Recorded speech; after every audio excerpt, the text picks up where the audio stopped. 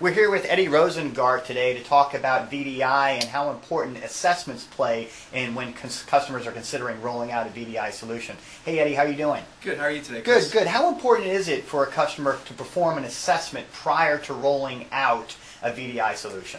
In my opinion, it's very critical because we want to take the time to really understand the customer's environments. VDI touches a lot of pieces, from network to storage to desktops to applications, so it is very important that we know every aspect of what's going on in their environment. How important is the network when you're doing an assessment? What do you look for? Network is very critical because a lot of the traffic happens over the network. We're using a centralized image on a server in the back end, so it's easy to update the one image and then you can have 50, 100, 1,000 users accessing that one image. So we need to size the network appropriately because you can have remote users and local users, so we want to make sure everybody has their desktop working at optimal speeds. What about application usage? I mean, to find out which applications are best fit for a VDI.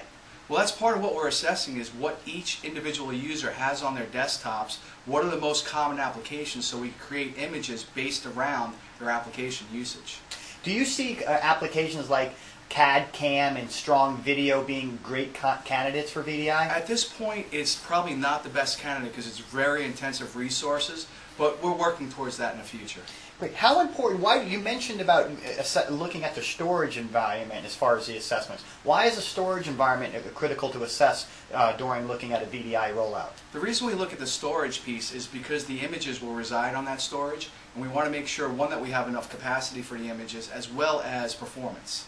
You know, users are going to be accessing that storage over the network, not directly through VDI itself, but we'll know exactly what kind of performance we'll need on the storage. So Eddie, during the assessment that you perform, what are the key elements that you're really looking at that will make or break a VDI implementation? What we're trying to look at is the network performance along with storage requirements and applications. We want to make sure that there's no bottlenecks when we're sizing the solution.